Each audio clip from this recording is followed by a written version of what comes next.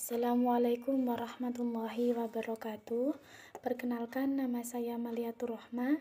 Saya dari Prodi PAI 2D. Di sini saya akan melanjutkan pembahasan dari materi Al-Jabiri Eropa dan kita, yakni poin yang kelima. Dalam pembahasan ini tentang problematika hubungan keislaman dan kemodernan ataukah konflik kelas dalam persoalan kultur, yakni yang pertama, bagaimana memahami hubungan pemikiran dan realitas mengenai otonomi relatif pemikiran dari relatif sosial. Langsung saja, dalam pembahasan ini menyatakan bahwa seseorang pemikir atau intelektual atau politis biasanya tidak mengungkapkan adanya penilaian pada pribadinya sendiri, tapi justru mengekspresikan sadar ataukah tidak sadar tentang nilai-nilai kelompokan sosial yang diwakili. Terdapat juga dalam beberapa hal kelas sosial, di mana problematika hubungan keislaman ini yang modernan membentuk suatu konflik yang terjadi, di mana di situ terdapat sebuah persoalan tentang tradisi, yakni persoalan tentang tradisi pada masa kekinian. Dalam pemikiran Arab modern ini dan kontemporer yang menggambarkan situasi kelas yang terjadi.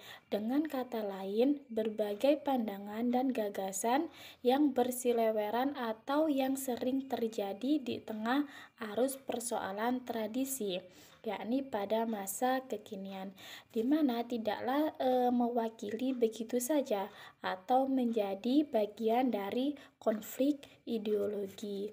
Lalu yang kedua adalah problematika, yakni tradisi dan kemodernan, di mana yang sering terjadi atau dipaksakan ataukah sebuah pilihan. Selama ini ada asumsi bahwa persoalan keislaman dan kemodernan ini dalam pemikiran Arab membentuk sebuah persoalan atau pilihan, yakni pilihan antara model paradigma barat dalam politik, ekonomi, kebudayaan atau model warisan paradigma tradisi budaya sebagai model alternatif dan orisinil yang mencakup sebuah kehidupan. Dari asumsi pilihan tersebut kita dapat melihat munculnya satu tipologi yang membagi sikap atau pandangan pada umat Islam, yakni menjadi tiga kelompok. Yang pertama adalah modernis, tradisionalis atau salafi. Seperti yang pertama, yakni menggambarkan tentang mengadopsi model barat, yakni sebuah kontemporer sebagai contoh kekinian dan masa depan.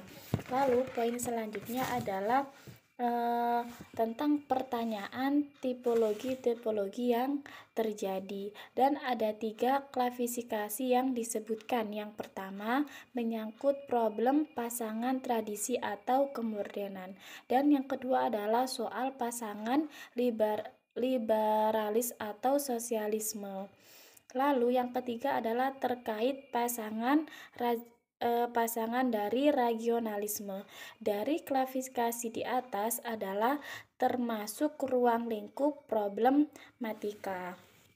Dan yang ketiga adalah problem kebangkitan dan ketergantungan pada tradisi, yakni pada saat ini banyak isu-isu yang tersebar luas atau yang sering terjadi adanya konflik pada bangsa Arab yang membuat munculnya kekacauan yang terjadi.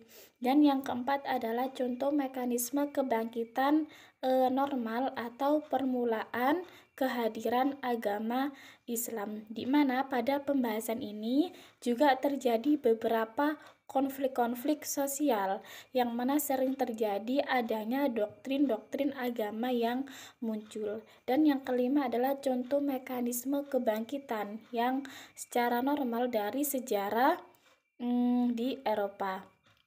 Pada permasalahan ini selanjutnya beralih pada proses kebangkitan Eropa yang modern, yakni kembali ke asal-usul sebagai acuan atau titik tolak pada proses tersebut, yakni berjalan secara langsung pada abad ke-12 dalam bentuk menghidupkan kembali warisan sastra Yunani dan Romawi. Selanjutnya lalu muncullah peran ambivalisinya dalam kesadaran pemikiran kebangkitan Arab, yakni muncul apakah suatu sejarah ini termasuk dari intervensi dari fakta-fakta yang muncul secara objektif. Lalu terdapat penjelasan dari situasi problematik kebangkitan Arab, dan ada lagi beberapa kategorisasi mereduksi pemikiran dan kenyataan sekaligus adanya kesadaran dramatis akan kesenjangan tradisi dan realitas. Lalu di sini ada bangsa Eropa dan terjadinya konticer dalam diskontisinya atau terdapat sebuah problem restrukturisasi atau menata kembali sejarah kebudayaan dan pemikiran Islam. Lalu ada lagi penjelasan mengenai kebudayaan nasional dan kekhususan kebudayaan lokal, dan ada rasionalisme dan semangat kritik pada cara ilmiah tentang menyikapi kemodernan tersebut. Dari sini dari poin-poin di atas dapat kita catat untuk menjadikan tradisi kita ini bagaimanakah pada masa kekinian ini menjadikan satu bentuk yang kemodernan yang lebih produktif dan adaptif, yakni menjadi lebih baik lagi dan dikembangkan secara baik. Mungkin cukup sekian yang dapat saya sampaikan.